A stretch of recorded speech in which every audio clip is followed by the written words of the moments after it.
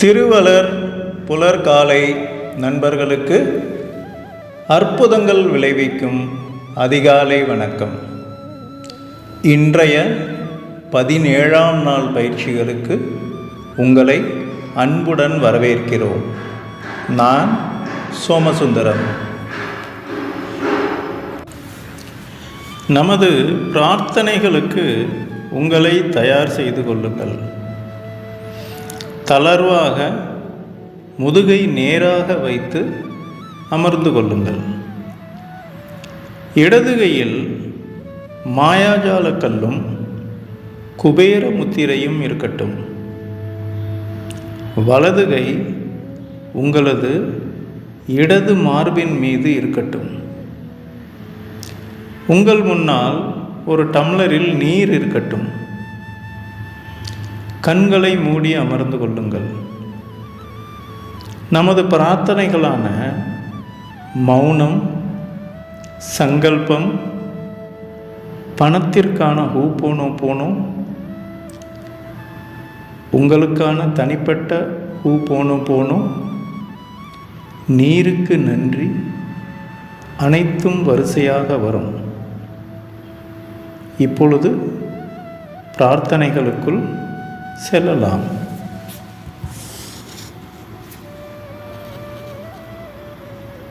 அடுத்த 5 நிமிடங்களுக்கு மௌனமாக அமர்ந்து உங்கள் மூச்சை கவனியுங்கள்.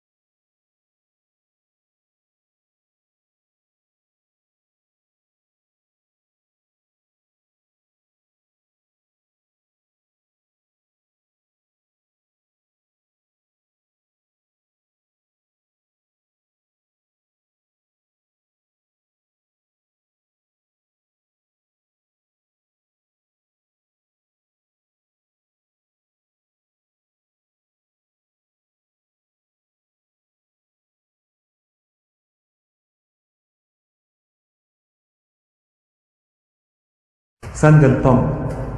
என் வாழ்வில் பணம் தாராளமாக புழங்கிக் கொண்டிருக்கிறது. எனக்கு பிரபஞ்சத்தின் அளவில்லா ஆசீர்வாதம் எப்பொழுதும் கிடைத்துக் கொண்டிருக்கிறது. எனக்கு நாளுக்கு நாள் செல்வம் பெருகிக் கொண்டிருக்கிறது. ஒவ்வொரு நாளும் நான் செல்வத்திலும் ஞானத்திலும் வளர்ந்து கொண்டிருக்கிறேன். நான் தினமும் பொருளாதார ரீதியாக வேகமாக முன்னேறி வருகிறேன். முடிவில்லா பேரழிவு எனது அனைத்து நிதி பரிவர்த்தனைகளையும் கண்காணிக்கிறது மற்றும் நிர்வகிக்கிறது. மற்றும் நான் எதை செய்தாலும் அதை செழிக்கும்படி செய்கிறது. பிரபஞ்சமே அனைத்துக்கும் ஆதாரம். அங்கிருந்து செல்வம் என்னிடம் தாராளமாக ஏராளமாக கிடைக்கிறது. நான் எப்பொழுதும் எனது உண்மையான மதிப்பை உணர்ந்திருக்கிறேன். நான் எனது திறமைகளை இலவசமாக மற்றவர்களின் நலனுக்காக கொடுக்கிறேன். நான் அற்புதமாக தெய்வீகமாக ஈடு செய்யப்பட்டு இருக்கிறேன். நன்றி. எனது ஆசீர்வாதத்தின் ஆதாரம் பிரபஞ்சம். எனது தேவைகள் அனைத்தும் ஒவ்வொரு தருணத்திலும் சரியாகவும் நிறைவாகவும் பூர்த்தி செய்யப்படுகின்றன. மன்னிப்பு. பிரபஞ்சத்தின் படைப்பினிடம் நான் மனதார கேட்கும் மன்னிப்பு இதுதான். நானோ எனது குடும்பமோ எனது உறவினர்களோ முன்னோர்களோ தங்களையோ தங்கள் குடும்பத்தினரையோ உறவினர்களையோ முன்னோர்களையோ எண்ணங்களாலோ அல்லது வார்த்தைகளாலோ அல்லது செயல்களாலோ எப்பொழுதாவது காயப்படுத்தி இருந்தால் அதற்காக நான் மனதார மன்னிப்பு கேட்கிறேன். இந்த மன்னிப்பு என்ற தீயில் இதுநாள் வரை தடையாக இருந்த எதிர்மறை அதிர்வுகள் சுத்திகரிக்கப்படட்டும். எதிர்மறை ஆற்றல்கள் தேவையற்ற தடைகள் எரிக்கப்பட்டும். சுத்திகரிக்கப்பட்ட நேர்மறை அதிர்வுகளை நான் இப்பொழுது நன்றாக உணர்கிறேன். நன்றி. சங்கல்பம். என் வாழ்வில் பணம் தாராளமாக புழங்கிக் கொண்டிருக்கிறது. எனக்கு பிரபஞ்சத்தின் அளவில்லா ஆசீர்வாதம் எப்பொழுதும் கிடைத்துக் கொண்டிருக்கிறது. எனக்கு நாளுக்கு நாள் செல்வம் பெருகிக் கொண்டிருக்கிறது. ஒவ்வொரு நாளும் நான் செல்வத்திலும் ஞானத்திலும் வளர்ந்து கொண்டிருக்கிறேன். நான் தினமும் பொருளாதார ரீதியாக வேகமாக முன்னேறி வருகிறேன். முடிவில்லா பேரழிவு எனது அனைத்து நிதி பரிவர்த்தனைகளையும் கண்காணிக்கிறது மற்றும் நிர்வகிக்கிறது. மற்றும் நான் எதை செய்தாலும் அதை செழிக்கும்படி செய்கிறது. பிரபஞ்சமே அனைத்துக்கும் ஆதாரம். அங்கிருந்து செல்வம் என்னிடம் தாராளமாக ஏராளமாக கிடைக்கிறது. நான் எப்பொழுதும் எனது உண்மையான மதிப்பை உணர்ந்திருக்கிறேன். நான் எனது திறமைகளை இலவசமாக மற்றவர்களின் நலனுக்காக கொடுக்கிறேன்.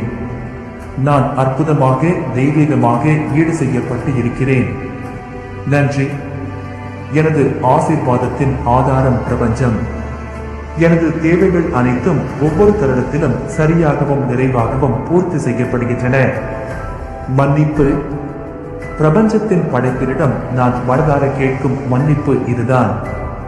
நானோ எனது குடும்பமோ எனது உறவினர்களோ முன்னோர்களோ தங்களையோ தங்கள் குடும்பத்தினரையோ உறவினர்களையோ முன்னோர்களையோ எண்ணங்களாலோ அல்லது வார்த்தைகளாலோ அல்லது செயல்களாலோ எப்பொழுதாவது காயப்படுத்தி இருந்தால் அதற்காக நான் மனதார மன்னிப்பு கேட்கிறேன். இந்த மன்னிப்பு என்ற தீயில் இதுநாள் வரை தடையாக இருந்த எதிர்மறை அதிர்வுகள் சுத்திகரிக்கப்படட்டும். எதிர்மறை ஆற்றல்கள் தேவையற்ற தடைகள் எரிக்கப்பட்டும். சுத்திகரிக்கப்பட்ட நேர்மறை அதிர்வுகளை நான் இப்பொழுது நன்றாக உணர்கிறேன். நன்றி. பணத்திற்கான ஹூபோனோபோனோ.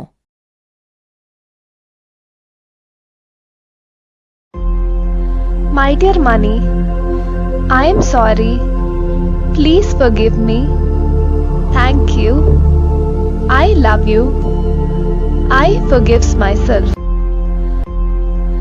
My dear money, I am sorry. Please forgive me. Thank you. I love you. I forgives myself. My dear money, I am sorry. Please forgive me. Thank you. I love you. I forgives myself. My dear money, I am sorry. Please forgive me. Thank you. I love you. I forgives myself. My dear money, I am sorry. Please forgive me. Thank you. I love you. I forgives myself. My dear money, I am sorry. Please forgive me. Thank you. I love you. I forgives myself. My dear money, I am sorry. Please forgive me. Thank you. I love you. I forgives myself. My dear money, I am sorry. Please forgive me. Thank you.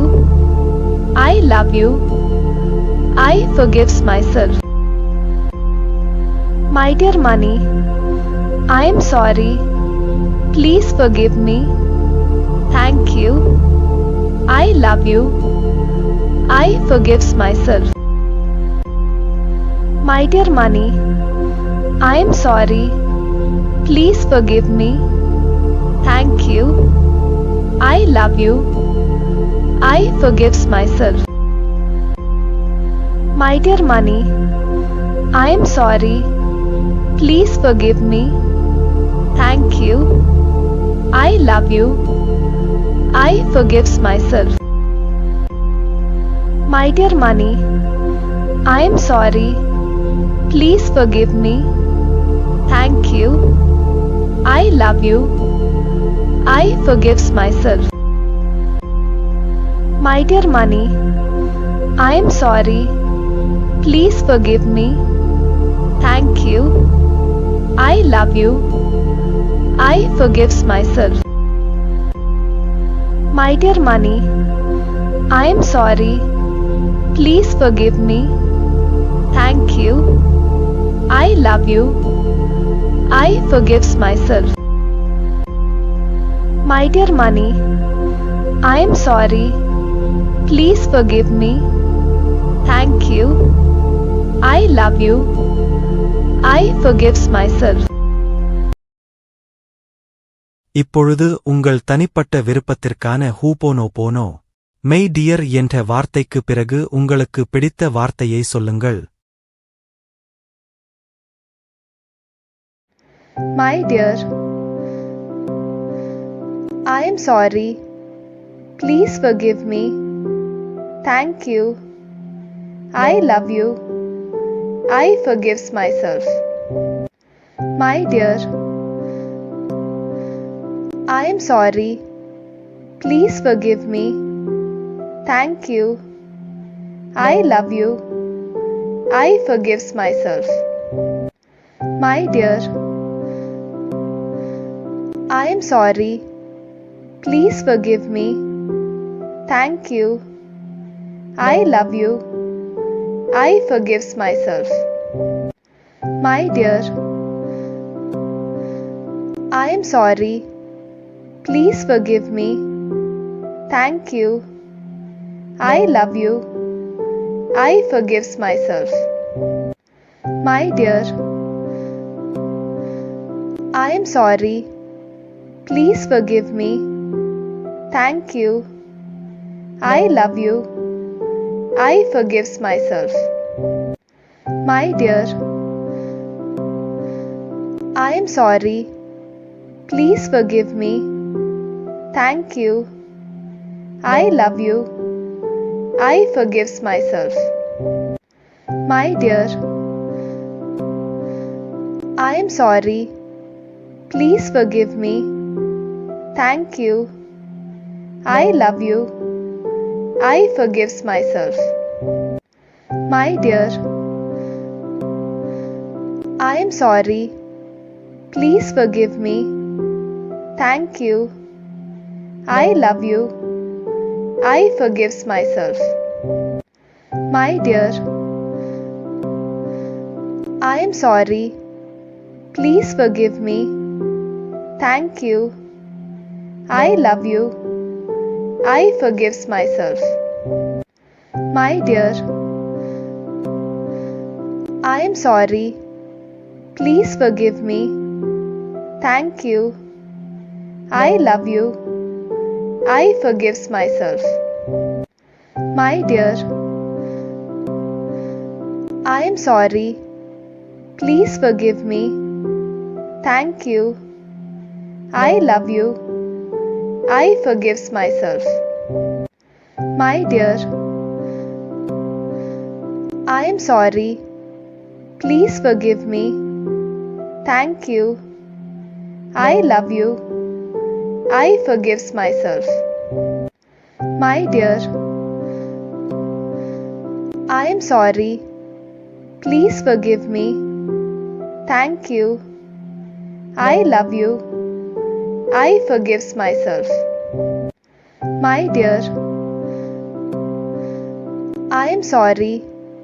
Please forgive me. Thank you. I love you. I forgives myself.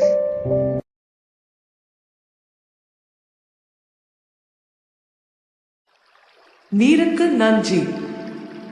நீரின்றி அமையாது உலகு, நீரின்றி அமையாது உழவு, நீரின்றி அமையாது உணவு, நீரின்றி அமையாது உயிர். நீருக்கு நன்றி. நான் பிறப்பதற்கு முன்பும் பிறந்த பிறகும் எப்பொழுதும் என்னுடன் பயணிக்கும் நீருக்கு நன்றி. உண்பதற்கு நல்ல உணவுகளை உண்டாக்கி கொடுப்பதும் தானும் உணவாக இருப்பதுமான நீருக்கு நன்றி. தினமும் எனது உடல் தூய்மைக்கு மட்டுமல்லாமல் உள்ள தூய்மைக்கும் காரணமான நீருக்கு நன்றி. உமிழ்நீரில் ஆரம்பித்து உடலில் உருவாகும் அத்தனை சுரப்பிகளும் சரியான விகிதத்தில் சுரந்து சீரான உடல் இயக்கத்துக்கு காரணமான நீருக்கு நன்றி. எல்லா உயிர் அணுக்களுக்கு உள்ளேயும் வெளியேயும் நீக்கமர நிறைந்திருக்கும் நீருக்கு நன்றி. எனது உடலில் இரத்தம், உயிர் அணுக்கள் இயக்கம், செரிமானம், பாதுகாப்பு, கழிவுகள் ஏற்றம் என அத்தனைக்கும் ஆதாரமாக இருந்து ஆரோக்கியத்திற்கு அடிப்படையான நீருக்கு நன்றி. உண்ணும் உணவு உள்ளே செல்வதற்கும் சத்தாக மாறி உறிஞ்சப்படுவதற்கும் மூல காரணமான நீருக்கு நன்றி. நான் சுறுசுறுப்பாகவும் மகிழ்ச்சியாகவும் இருப்பதற்கு உதவும் நீருக்கு நன்றி. நான் வாழும் உலகில் உள்ள அத்தனை சிருஷ்டிக்கும் அடிநாதமாக விளங்கும் நீருக்கு நன்றி. உடல் வெப்பநிலையை சீராக வைப்பதற்கும் முக்கிய உறுப்புகளை பாதுகாப்பாக வைப்பதற்கும் உதவும் நீருக்கு நன்றி. எனக்கு பயன்படும் மற்ற உயிரினங்கள், தாவரங்கள் என அனைத்திற்கும் ஆதாரமாக விளங்கும் நீருக்கு நன்றி. எனது எண்ணங்களை பிரபஞ்சத்திற்கு எடுத்துச் சென்று வேண்டியவற்றை கொடுக்க வைக்கும் நீருக்கு நன்றி. நான் என்னை முழுமையாக நம்புகிறேன். நான் எனது கனவுகளை முழுமையாக நம்புகிறேன். எதையும் சாதிக்க முடியும் என்று எப்பொழுதும் நம்புகிறேன். எனது உடல் உறுதிக்கு மட்டுமல்லாமல் உள்ள உறுதிக்கும் காரணமான நீருக்கு நன்றி. எப்பொழுதும் நேர்மறையான எண்ணங்கள், நேர்மறையான உணர்வுகள், நேர்மறையான செயல்கள், நேர்மறையான விளைவுகள் மட்டுமே கவர்ந்திழுக்கும் நீருக்கு நன்றி.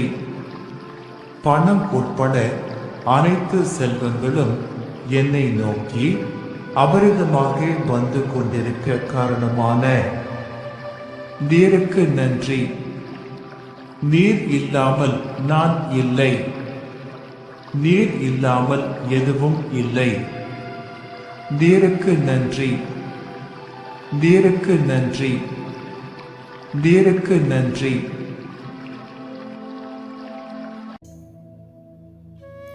வணக்கம் நண்பர்களே. திரு வேணுகோபால் ஐயா அவர்களின் தொடக்க உரையுடன் இன்றைய பாடங்களை நாம் தொடங்கலாம். அன்பின் நண்பர்களுக்கு அற்புதங்கள் விளைவிக்கும் அதிகாலை வணக்கம். கற்க கசடர கற்பவை கற்றபின் நிற்க அதற்கு தக. கசடர கற்க வேண்டும். கற்க கசடர என்றால் 2 விதங்களில் நாம் அதை விளங்கிக் கொள்ள முடியும். ஒன்று, நாம் கற்க வேண்டிய விஷயங்களை கசடு நீக்கி கற்க வேண்டும் என்பது ஒரு கருத்து. அதாவது நமக்கு உள்ளே செல்லுகின்ற விஷயங்களில் கவனமாக இருக்க வேண்டும். நல்ல விஷயங்கள் உள்ளே செல்லும் பொழுதே அதனுடன் சேர்ந்து கசடுகளும் உள்ளே சேர்ந்து விடக்கூடாது என்பதே அது. அடுத்த விஷயம், கசடு அரும்படி கற்க வேண்டும். அதாவது நம்மிடம் உள்ள ஏற்கனவே உள்ள எதிர்மறையான விஷயங்கள் நம்மை விட்டு நீங்கும்படியாக நாம் கற்பவை இருக்க வேண்டும். அறியாமையை நீக்குவதற்கு அறிவை கற்பது போல. அத்துடன் மட்டுமின்றி நிற்க அதற்கு தக என்கிறார். வெறுமனே கற்பது என்பது முழுமையான பயனை கொடுத்து விடாது. நாம் கற்பவற்றை வாழ்க்கையில் நாம் அதை முயற்சி செய்து பார்த்து அதன்படி ஒழுகி நம்முடைய வாழ்வை அமைத்துக் கொள்ள வேண்டும். அந்த வகையில் சில புத்தகங்களை பற்றி வரும் பதிவுகளில் நாம் காண இருக்கிறோம். முதல் புத்தகமாக நாம் பார்க்க இருப்பது 5 AM கிளப் என்னும் ஒரு புத்தகம். ராபின் சர்மா என்ற ஒரு ஆசிரியர், இவர் கார்ப்பரேட் நிறுவனங்களுக்கு மேலாண்மை பயிற்சிகள் வழங்கி வருகிறார். இவர் பல புத்தகங்கள் எழுதியிருக்கிறார். அவை அனைத்துமே உலக அளவில் பல மொழிகளிலும் மொழிபெயர்க்கப்பட்டு நன்கு விற்கக்கூடிய புத்தகங்களாக அறியப்பட்டுள்ளது. அதில் குறிப்பாக பொக்கிஷத்தை விற்ற துறவியின் கதை, the monk who sold his Ferrari என்னும் ஒரு புத்தகம் இவரை உலகம் முழுவதற்கும் நன்கு அறிமுகப்படுத்தியது. அதன் பிறகு அவர் எழுதிய புத்தகங்கள் எல்லாம் பெரும்பாலானால் தற்பொழுதும் வாசிக்கப்பட்டு வருகிறது. இந்த 5 AM கிளப் எனும் புத்தகம் அதிகாலை எழுவதன் அவசியத்தை பற்றி கூறுவதற்காகவே எழுதப்பட்டது. அதிகாலையில் எழுந்து, அதாவது 5 மணிக்கு பயிற்சிகளை ஆரம்பிக்க வேண்டும். இப்பொழுது நாம் திருநிறை வைகரையில் செய்து வருவது போல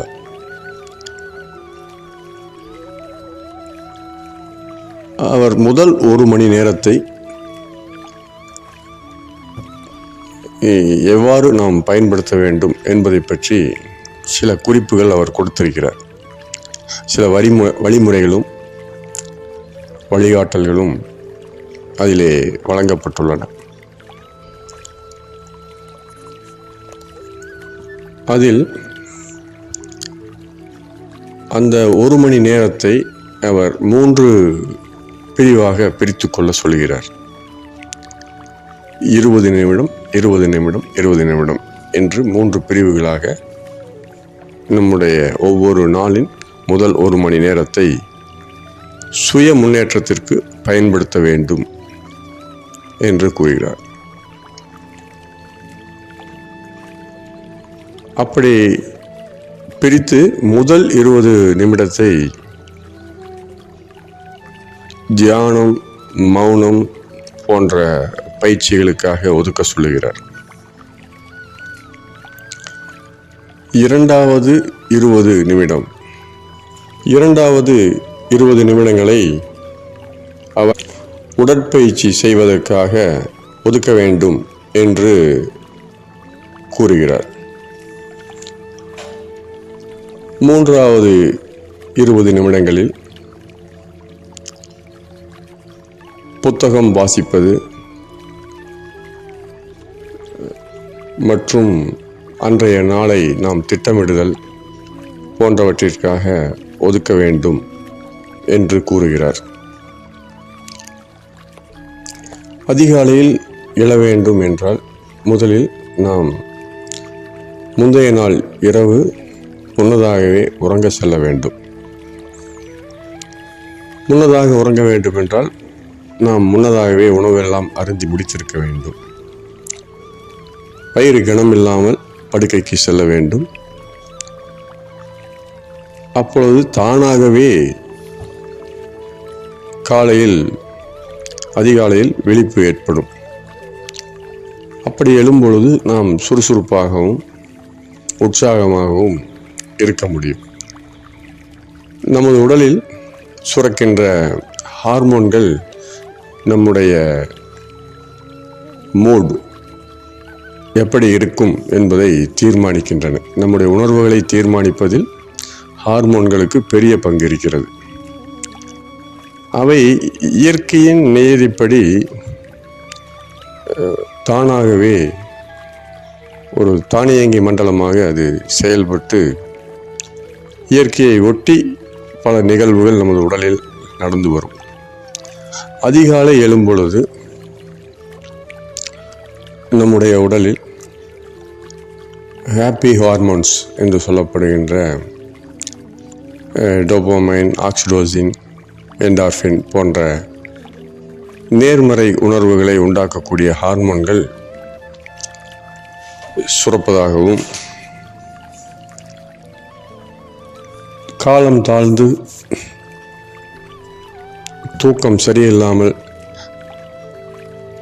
தூக்கத்தை கெடுத்துக்கொண்டு வேறு செயலில் ஈடுபடுவது போன்றவற்றின் மூலம் நமது உடலில் எதிர்மறையான ஹார்மோன் சுரப்பை அது தூண்டிவிடுவதாகவும், காலையில் அதிகாலை எழுவது மிகவும் சிறப்பானது என்று அவர் பல விதங்களிலும் விளக்கி கூறியிருக்கிறார். அடுத்தபடியாக உடற்பயிற்சி செய்வதனுடைய அவசியத்தை பற்றியும் அவர் பல்வேறு விதங்களில் விளக்கியிருக்கிறார். அறிவியல் பூர்வமாக உடற்பயிற்சி செய்யும் பொழுது இரத்த ஓட்டத்தில், சுவாச மண்டலங்களில், கழிவு நீக்க மண்டலங்களில் என்னவெல்லாம் நடக்கின்றன என்பதை பற்றி தெளிவான விளக்கங்களை அவர் கொடுத்திருக்கிறார் இந்த புத்தகத்தில். அதற்கு அடுத்தபடியாக ஒவ்வொருவரும் கண்டிப்பாக புத்தகம் வாசிக்கும் பழக்கம் இருக்க வேண்டும் என்று மிகவும் வலியுறுத்தி கூறுகிறார்.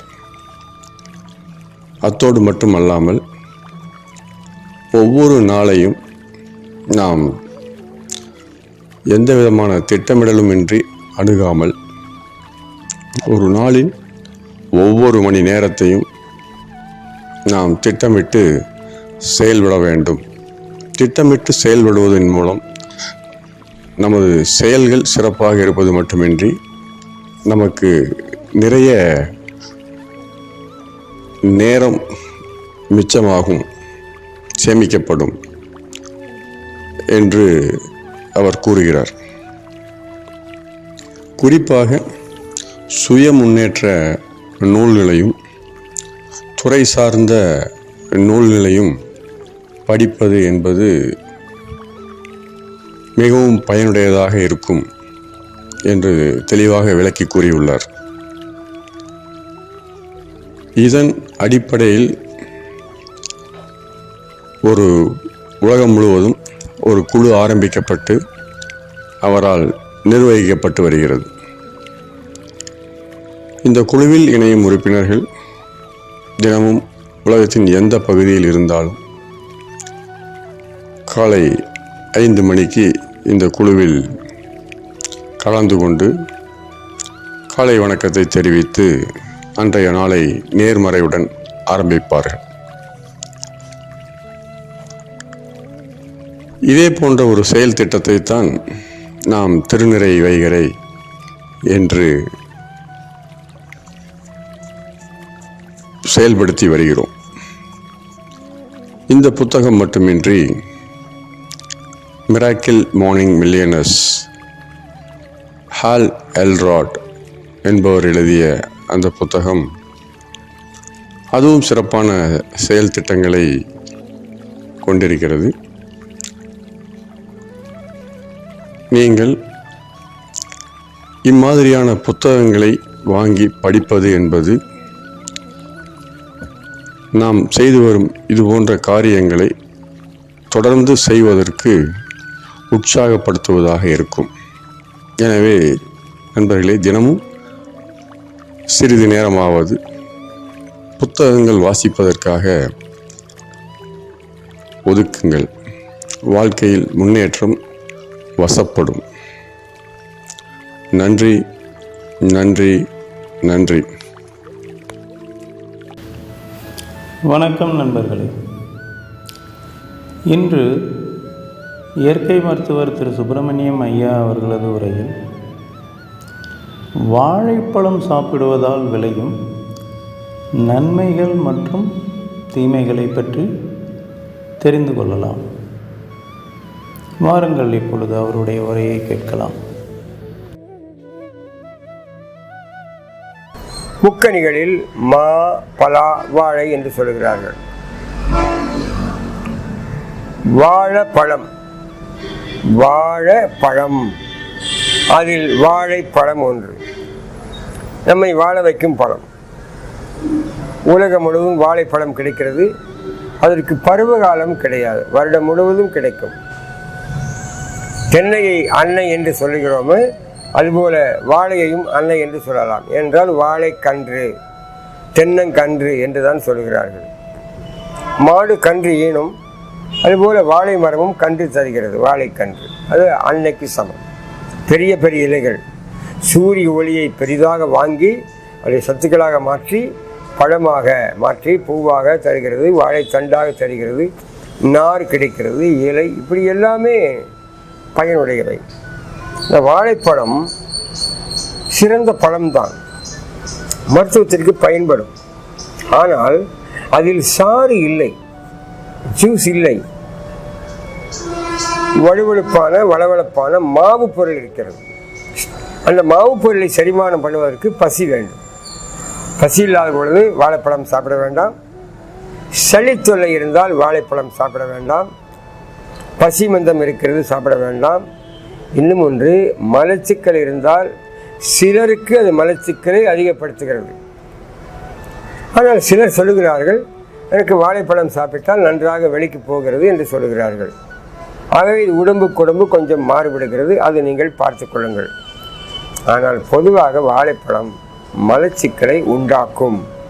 ஏனென்றால் அது துவர்ப்பில் இருந்து வருகிறது. துவர்ப்பு கனிந்த பின்புதான் வாழைப்பழம் சாப்பிட வேண்டும். அந்த தோலின் உள்பகுதியிலே ஒரு வெள்ளையான மாவு போன்ற ஒரு உள்தோல் இருக்கிறது. அதையும் உரித்து சாப்பிடலாம், சுரண்டி சாப்பிடலாம். அதில் நிறைய சத்துக்கள் இருக்கின்றன. இன்னும் பழம் உங்கள் வீட்டில் விளைந்து நன்றாக இருந்தால் அந்த மேல் தோலுடனே சாப்பிடலாம். வாழைப்பழத்தை வட்ட வட்டமாக வெட்டி அந்த தோலுடனே சாப்பிடலாம். குரங்குகள் அப்படி சாப்பிடும், குழந்தைகளும் அப்படி சாப்பிடுவார்கள். ஆகவே தோல் சுத்தமாக இருந்தால் சாப்பிடலாம், கழுவி சாப்பிடலாம், தவறு கிடையாது. அது ஒன்றும் எந்த அழுக்கும் ஒட்டி இருக்காது, தைரியமாக சாப்பிடலாம். வாழைப்பழத்தில் பல வகைகள் இருக்கின்றன. மோரிஸ் என்று ஒன்று இருக்கிறது. ரொபஸ்டா பெரிய பழமாக இருக்கும், மஞ்சளாக இருக்கும், காயாக இருக்கும், பச்சையாக இருக்கும். காம்பு மிகவும் பலவீனம், தொட்டால் வந்துவிடும். அதுதான் இப்பொழுது விவசாயத்தில் விளைவிக்கிறார்கள். அது விஞ்ஞானிகளுடைய ஒரு உருவாக்கம்.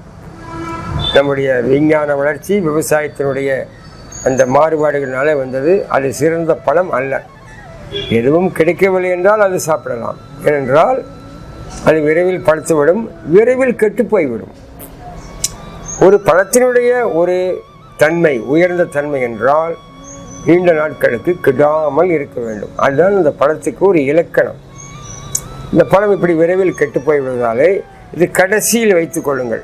தரம் குறைந்த கடைசி பழம். முதல் தரம் எது? மலைகளில் விளைந்த மலைப்பழம். திண்டுக்கல் மலைப்பழம் என்று சொல்வார்கள். திண்டுக்கல் அருகே விருப்பாட்சி மலை என்று இருக்கிறது, விருப்பாட்சி பழம் என்று சொல்வார்கள். இந்த விருப்பாட்சி மலைப்பழத்தில் தான் பழனி மலையில் அபிஷேகம் செய்வார்கள். இல்லை, பிரசாதம் என்று சொல்வார்கள். அபிஷேகம் வாழைப்பழம், நாட்டு சர்க்கரை, கொஞ்சம் கரும்பு சாறு, கொஞ்சம் தேன், இதெல்லாம் போட்டு பிசைந்தால் அது அபிஷேகம், பிரசாதம். அந்த மலைப்பழம் போட்டு செய்த அந்த அபிஷேகம் நீண்ட நாட்களுக்கு கெடாமல் இருக்கும். வேறு பழங்களிலும் அபிஷேகம் செய்வார்கள். வேறு சென்னிமலை, சிவன்மலை, எங்கே முருகன் கோவில் எங்கே இருக்கோ அங்கெல்லாம் அபிஷேகம் உண்டு. அந்த அபிஷேகமெல்லாம் ஒரு நாளில் சாப்பிட்டு முடித்து விடுவார்கள். அவ்வளோதான் அது தாக்கு பிடிக்கும். இந்த விருப்பாட்சி பழம் மட்டும் வெகு நாள் தாக்கு பிடிக்கும். சிறிய பழமாக இருக்கும், அதில் ஆற்றல் அதிகம், ருசி அதிகம், கெட்டியான தோல், கெட்டியான காம்பு.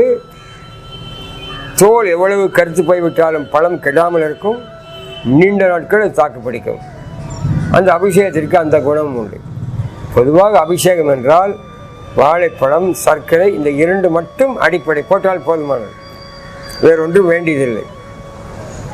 ஆனால் இப்பொழுது அது வியாபாரத்திற்காகவும் அதில் நிறையா பொருள்களை சேர்க்க வேண்டும் என்ற மனிதனுடைய பேராசையினாலும் கரும்புச்சாறு போடுகிறார்கள், தேன் போடுகிறார்கள், வெள்ளை கல்கண்டு போடுகிறார்கள், பேரிச்சம்பழம் போடுகிறார்கள், ஏலக்காய் போடுகிறார்கள்.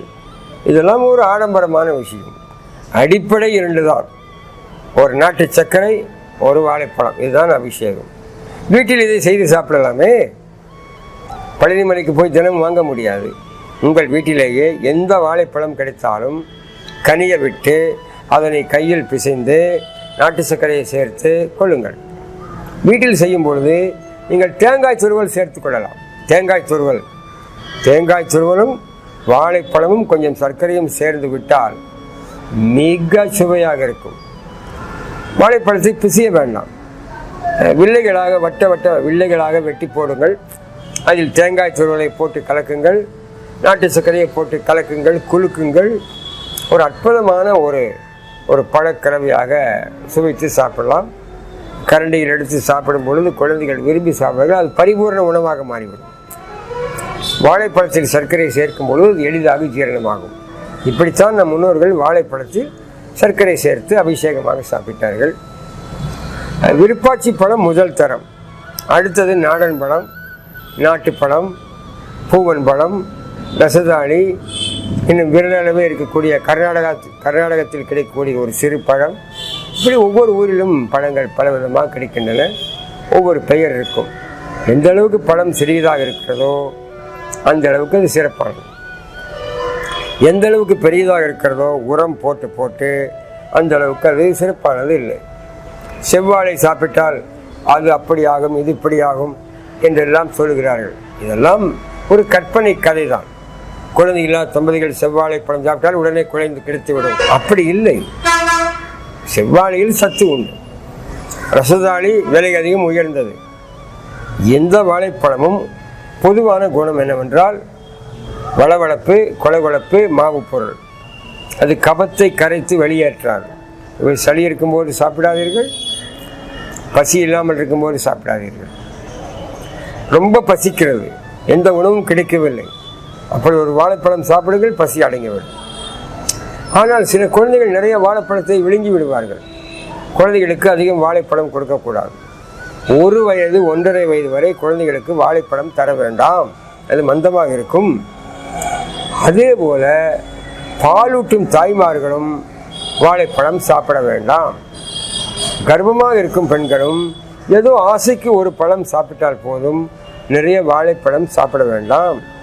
கர்ப்பமாக இருக்கும் பெண்களும் பாலூட்டும் தாய்மார்களும் சாறுள்ள பழங்களான ஆரஞ்சு, திராட்சை, மாதுளை போன்றவற்றைத்தான் சாப்பிட வேண்டும். வாழைப்பழம் மந்தம் தரும். இது எப்படி சொல்கிறேன் என்றால் ஒரு ஆராய்ச்சியின் மூலம் சொல்கிறேன். ஒரு முறை 3 நாள் வாழைப்பழம் மட்டுமே சாப்பிட வேண்டும் என்று முடிவெடுத்து ஒரு விரதம் இருந்தேன். பசிக்கும் போது வாழைப்பழம், நல்ல பழம்தான், கனிந்த பழம், விருப்பாச்சி பழம் எல்லாம். முதல் நாள் ஒன்றும் தெரியவில்லை. 2வது நாள் என்ன ஆயிற்று என்றால் ஒரு சோம்பேறித்தனமாக மந்தமாக இருக்கிறது. உட்கார்ந்து கொள்ளலாம் என்று சொல்லி இருக்கிறது.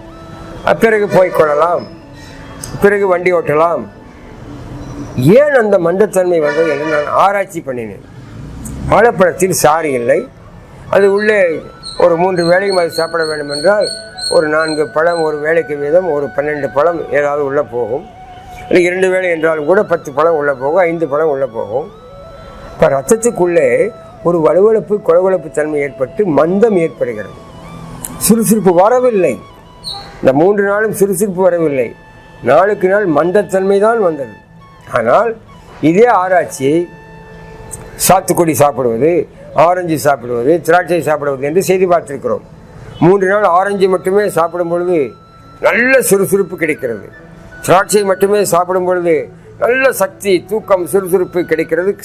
சளிக்கவம் எல்லாம் கரைந்து வெளியேறுகிறது. வாழைப்பழம் சிறந்த பழம்தான், நோயாளிகளுக்கு சிறந்த பழம் இல்லை. ஆனால் அல்சர் நோயாளிகளுக்கு அது மிக சிறந்த பழம். அவர்கள் கனிந்த பழமும் சாப்பிடலாம், கொஞ்சம் காய் பக்குவமாக இருப்பதையும் கூட சாப்பிடலாம். அல்சர் என்றால் அமிலம். வாழைப்பழம் துவர்ப்பு, துவர்ப்பு தான் இனிப்பாக மாறுகிறது. காயிலே புளிப்பதென்ன கண்ணபெருமானே, கனியிலே இனிப்பதென்ன கண்ணபெருமானே என்று பாரதியார் பாடினார். அதே போல காயிலே துவர்ப்பு என்ன, கனியிலே இனிப்பதென்ன. வாழைப்பழம் துவர்ப்பு, வாழைக்காய் துவர்ப்பு, கனிந்த பின்பு இனிப்பு. வேப்பம்பழம் கனிந்த பின்பு இனிப்பு, கனிவதற்கு முன்னாலே கசப்பு. அதுவே புளிப்பு இனிப்பாக மாறும், துவர்ப்பு இனிப்பாக மாறும், கசப்பு இனிப்பாக மாறும்.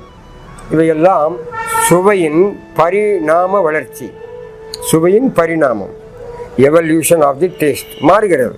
புளிப்பு, துவர்ப்பு, கசப்பு எல்லாம் இனிப்பாக, எல்லாம் இனிப்பில் தான் முடிகிறது. ஆகவே அல்சர் நோயாளிகள் தோலுடன் வாழைப்பழம் சாப்பிடலாம். அவர்கள் நன்றாக மென்று சாப்பிட வேண்டும்.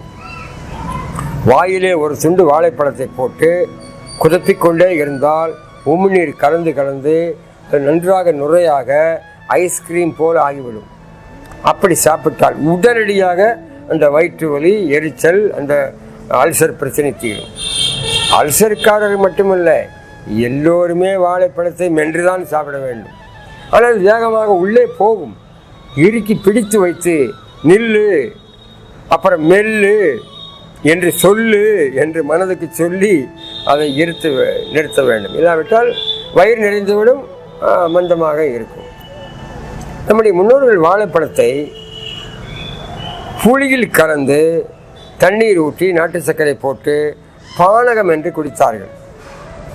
அந்த காலத்தில் எலுமிச்சம்பழம் எல்லா இடங்களிலும் இருக்காது, கிடைக்காது. ஆனால் வெயில் காலத்தில் வெயிலுக்கேற்ற ஒரு பானம் தயாரிக்க வேண்டும். புளியை இருப்பு வைத்துக் கொள்ளலாம். 1 வருடத்திற்கு 1.5 வருடத்திற்கு அந்த புளியம் பழத்தை சட்டி காய வைத்து கொண்டால் அது கெடாமல் இருக்கும். எலுமிச்சை மரம் அப்படி அல்ல. கிராமங்களில் எலுமிச்சை மரம் எப்பொழுதும் கிடைக்காது. இப்பொழுது எல்லா ஊர்களிலும் மார்க்கெட்டில் எல்லா பழமும் கிடைக்கிறது. அப்பொழுது அப்படி இல்லை. இப்போ முன்னோர்கள் என்ன செய்தார்கள்? வெயில் காலங்களில் திருவிழாக்களில், கோயில்களில் நீர்மோர் பந்தல் என்று சொல்வார்கள், தண்ணீர் பந்தல், நீர் பந்தல். வெயில் காலத்தில் பாதசாரிகள், பக்தர்கள், திருவிழா காலங்களில் பக்தர் கூட்டங்கள் அவர்களுக்கு பானகம் கொடுப்பார்கள். அண்டா நிறைய தயார வைத்து விட்டு அது என்ன என்றால் புளியை கரைத்துக் கொள்வார்கள், வாழைப்பழத்தை நன்றாக கையில் பிசைந்து கரைத்துக் கொள்வார்கள். இப்பொழுது மிக்சி எல்லாம் கிடையாது, நாட்டு சர்க்கரையை போடுவார்கள். இவ்வளவுதான். தண்ணீரை நிரம்ப ஊற்றுவார்கள், அதை ஊற்றி 4 முறை கலக்கி ஆற்றுவார்கள். அருமையான பானகம் தயார். அந்த புளியும் வாழைப்பழமும் சேரும் பொழுது நல்ல தாகத்தை அடக்கும். இந்த கரும்பு சர்க்கரை குளுக்கோஸ் எனர்ஜியாக மாறும், நல்ல குளுக்கோஸ் கொடுக்கும். இந்த வாழைப்பழம் நின்று செரிமானமாகும். இப்படி ஒரு சர்பத்தாக நம்முடைய முன்னோர்கள் கைகண்ட ஒரு தாகத்தை சாந்தியாக வைத்திருந்தார்கள். இது வீட்டில் செய்யக்கூடாதா என்ன? எப்பொழுது பார்த்தாலும் குளிர்பானங்கள், ரசாயனம் கலந்த பானங்கள், கலர் போட்டவை, காற்று போட்டவை, கார்பன் டை ஆக்சைடை தண்ணீரில் போட்டால் எப்படி ஆற்றல் வரும்? எவ்வளவு சாயம் கலந்து இந்த உலகத்தில் விற்று கொள்ளையடிக்கிறார்கள். ஏன் ஏமாற வேண்டும்? வீட்டில் புளி இருக்கிறது, வாழைப்பழம் வாங்கிக் கொள்ளலாம், சர்க்கரை இருக்கிறது, 3ஐயும் கரைக்க வேண்டும் தானே. நீங்கள் கையில் கரைப்பதற்கு கஷ்டமாக இருந்தால் மிக்சியில் போட்டுக்கொள்ளுங்கள். என்ன கஷ்டம் இருக்கிறது? தண்ணீரை நிரம்ப ஊற்றுங்கள். இப்படி வெயில் காலங்களில் தினசரி ஒரு முறை இந்த புளி வாழைப்பழம் சேர்ந்த பானகம் சாப்பிடுங்கள். உடம்புக்கு நல்லது. புளி ஒன்றும் கெடுதல் அல்ல. புளி ஒரு கனி, நன்மைதான் செய்யும். நீங்கள் புளியை வைத்து எண்ணெய்கள் சேர்த்து அதில் புளி சாதம் பண்ணுகிறேன், புளிக்குழம்பு, புளி ஊறுகாய் என்று செய்து அதில் சோற்றை நிறைய சாப்பிடும் பொழுது அதில் தீமை வருகிறது. அதிகம் சாப்பிட்ட தீமை, சோற்றினால் வரும் தீமை, எண்ணெயினால் வரும் தீமை, அதுக்குள்ளே போட்டுக்கிற பருப்புகளினால் வரும் தீமை, இத்தனை தீமைகளையும் அதற்கு பொருளுக்கு விட்டுவிட்டு புளி மேலே பழி போடுகிறீர்கள். இப்படி புளிச்சோறு சாப்பிட்டால் கால் வலி வரும், கால் வீக்கம் வரும். அது ஒரு நாள் ஏதோ சாப்பிட்டால் அது வேறு தீமை, சின்ன தீமை செய்துவிட்டு போய்விடும். ஆகவே வாழைப்பழத்தை இப்படி பல்வேறு விதமாக நீங்கள் செய்யலாம். வாழைப்பழத்தை கனிய வைத்து சாப்பிட வேண்டுமே தவிர அதில் சிப்ஸு போட்டு சாப்பிடக்கூடாது. சிப்ஸில் எவ்வளோ எண்ணெய் இருக்குது பாருங்க, அது உப்பும் போட்டிருக்காங்க. அது பழமல்ல, காய். வாழைக்காயில் தான் சிப்ஸ் போட முடியும். அதனால் வாழைக்காய் சிப்ஸை சாப்பிட்டுட்டு கெடுதல் வந்தால் வாழைக்கு மேலே பழி சொல்லக்கூடாது.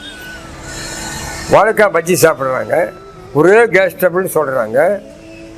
அது கேஸ் ட்ரபிள் வாழைக்காயில் வரல, அந்த எண்ணெயினால் உள்ளே இருக்கக்கூடிய கடலை மாவு, உப்பு, அப்புறம் அதுக்கு போட்டுக்கிற சாயப்பொருள், இதனால தான் வருது. வாழைக்காய் என்னால் கொஞ்சம் தான் இருக்குது. ருசி என்று வாழைக்காய் பஜ்ஜி நிறையா சாப்பிட்டு வாழைக்காய் மேலே பழி போடுறது. அந்த வாழைக்காயினால கோளாறு இல்லை. அல்சர் நோயாளிகள் வாழைக்காயை வேக வைத்து பொரியல் மாதிரி செய்து சாதத்தில் பிசைந்து தாராளமாக சாப்பிடலாம். வாழை இலையில் சாப்பிட்டால் பெரிய பலன் வந்துவிடு கற்பனை செய்கிறார்கள். அப்படியெல்லாம் வாழை இலையில் சாப்பிடுவதாலே பெரிய பலன் வந்து விடாது. அது ஒரு கற்பனை கணக்கு. வாழை இலை சாப்பிட்டால் சத்துக்கள் எல்லாம் வந்துவிடும் என்கிறார்கள். தீமை செய்யும் உணவுகளை எல்லாம் அதில் பரப்பி வைத்து விட்டு அதில் ஏகப்பட்ட தீமை. விருந்து உணவில் எல்லாமே தீமை செய்யக்கூடிய பலகாரங்கள், பட்சணங்கள், எண்ணெய் பண்டங்கள், புளித்த மாவுகள் இப்படி வைத்துவிட்டு வாழைப்பழத்தில் நன்மை வந்தால் எவ்வளவு வந்துவிடும்? அது 1% கூட நன்மை வராது, 0.25% கூட நன்மை வராது. ஆனால் வாழை இலையில் சாப்பிட்டால் நன்மை என்று எல்லோரும் சொல்லிக் கொண்டிருக்கார்கள். வாழை இலையில் சாப்பிடுவது என்னை பொறுத்தவரை சரியில்லை என்று தான் சொல்வேன். ஏனென்றால் இதற்காக வாழை மரம் வளர்க்கிறீர்கள், அது பழம் தருவதற்கு விரும்புகிறது. நீங்கள் பழம் தர வேண்டாம் என்று சொல்லி இலையை மட்டும் அதை அறுத்தறுத்து விற்று கொண்டிருக்கிறீர்கள். அந்த இலையில் சாப்பிட்டு விலையும் அதிகம். ஒரு இலைக்கு 5 ரூபாய், 3 ரூபாய், 10 ரூபாய், 8 ரூபாய் என்று ஆகிறது. அதை குப்பையில் போடுகிறீர்கள். அது ஊரையெல்லாம் கெடுக்கிறது, நாற்றமாகிறது. மக்கி போவதற்கு ஏற்பாடுகள் இல்லை. ஆடு மாடு தின்பதற்கும் அவை வழி இல்லை. பிளாஸ்டிக் காயத்திலே சுருட்டி நீங்கள் எங்காவது போட்டு விடுகிறீர்கள். ஆகவே இயற்கை என்ன சொல்லுகிறாள்? மரங்களை வளர்த்து கனிகளை சாப்பிடுங்கள் என்று சொல்லுகிறாள். நீங்கள் இப்படி இயற்கையிலே வீணடித்து விடுகிறீர்கள். பழங்களுக்காகத்தான் மரம் வளர்த்த வேண்டும், வேறு ஒன்றுக்குமாக வரல என்று இந்த வாழை மரத்தின் தன்மைகளை புரிந்து கொள்ளுங்கள். வாழைப்பூவில் நாம் பொரியல் மாதிரி கறி சமைத்து சாப்பிடலாம், சாம்பாரில் போடலாம், அவியல் கூட்டு முதலியவற்றில் போடலாம். வாழைத்தண்டு மிக சிறந்த உணவு. அதை பற்றி காய்கறிகளை பற்றி பேசும்போது நாம் பேசுவோம். அதை வாழ வைக்கும் இந்த பழத்தை புத்திசாலித்தனமாக சாப்பிட்டு நன்மை அடைந்து கொள்ளுங்கள். இயற்கை மருத்துவம் பற்றி மீண்டும் பேசுவோம், இணைவோம். நன்றி, வணக்கம். வணக்கம் நண்பர்களே. கடந்த பயிற்சி தொகுப்பில் தொடர்ந்து தினமும் நன்றி உணர்வு பாடத்தை கேட்டு வந்தோம். அங்கே நீங்கள் தினசரி வழிநடத்தப்பட்டீர்கள். இந்த பயிற்சி தொகுப்பில் நீங்கள் சுயமாக சிந்தித்து நன்றி உணர்வை தினசரி வெளிப்படுத்த வேண்டும். நீங்கள் முக்கியமாக கருதும் 5 நபர்களை தேர்ந்தெடுத்துக் கொள்ளுங்கள். இந்த 5 நபர்களுக்கு தினசரி இந்த பயிற்சி தொகுப்பு முடியும் வரை ஏதாவது ஒரு காரணத்துக்காக நீங்கள் நன்றி உணர்வை தெரிவிக்க வேண்டும். மேற்கொண்டு 5 நபர்களுக்கோ பொருட்களுக்கோ அல்லது சம்பவங்களுக்கோ நீங்கள் உங்கள் விருப்பப்படி நன்றி உணர்வை தெரிவிக்கலாம்.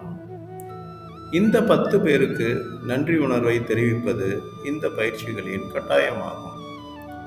இதற்காக உங்களுக்கு 10 நிமிடங்கள் வழங்கப்படுகிறது. நீங்கள் நன்றி உணர்வை உங்கள் குறிப்பேட்டில் எழுதிய பிறகு அடுத்த பாடத்தை தொடரலாம். நன்றி. இப்பொழுது பாடங்களை எழுதத் தொடங்குங்கள்.